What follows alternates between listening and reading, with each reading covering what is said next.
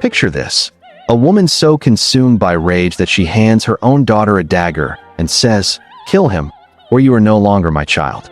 This is Mozart's Queen of the Night from the opera The Magic Flute, and the aria is called Der Holy Reich. It is so extraordinary that in 1977, NASA chose it as one of the sounds meant to represent humanity to the universe.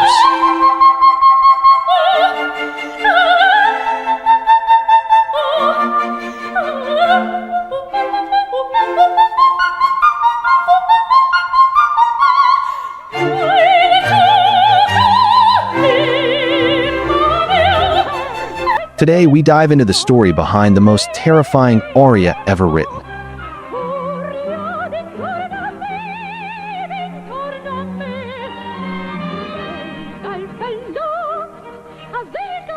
In 1791, the final year of his life, Wolfgang Amadeus Mozart composed the Magic Flute with librettist Emanuel Schikaneder for a popular Viennese theater.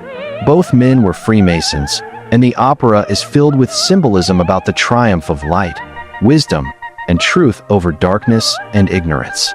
On the surface, it looks like a fairy tale. Prince Tamino is sent by a grieving mother to rescue her daughter Pamina from a supposed villain, Sarastro. But Tamino discovers the truth. Sarastro is not evil. He is a wise guardian of enlightenment. And the queen? She is the true villain of the story. Why is the queen so furious? Because Pamina's father entrusted the sacred circle of the sun to Sarastro, believing the queen's temperament made her unfit to rule.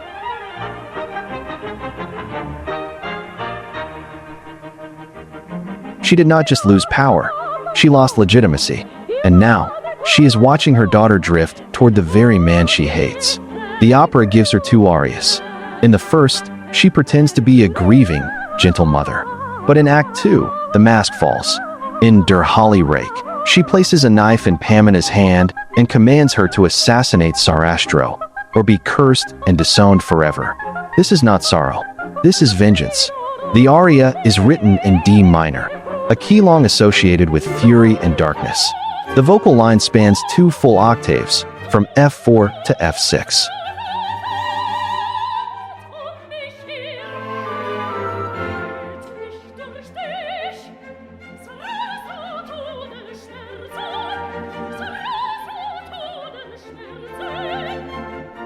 And it climaxes with 4 repeated high F6 notes, among the highest notes ever demanded in opera. These notes are so extreme that most professional singers cannot perform them. They require a rare voice type, the Coloratura soprano. But here is Mozart's true genius. As the queen reaches these impossible notes, the words begin to dissolve. Language disappears. To a first-time listener, it doesn't even sound like singing. It sounds like a human voice breaking the laws of nature. Her rage has become too powerful for speech. Only sound remains. Mozart wrote this role specifically for his sister-in-law, Josepha Hofer, famous for her astonishing high register. And there is a haunting detail. On the night before his death, December 4th, 1791, Mozart lay ill in bed with his wife Constanze Mozart. According to later accounts, he whispered, imagining the opera being performed across Vienna. Quiet. Hofer is taking her top F. Now my sister-in-law is singing her second aria. 10 days later, Mozart was gone. The last music he imagined hearing was the Queen of the Night. This aria became one of the most recognized pieces of classical music ever written. It appears in the film Amadeus.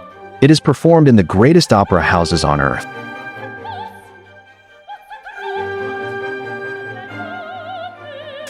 And in 1977, NASA placed it on the Voyager Golden Record as a sound that represents humanity to the cosmos. But beyond fame and technical brilliance, this aria endures because of what it expresses. A woman who has lost power, lost respect, lost control of her daughter, and instead of weeping quietly, she makes the universe hear her rage. Some emotions are too large for words, and Mozart proved only music could scream them. Hell's vengeance boils in her heart.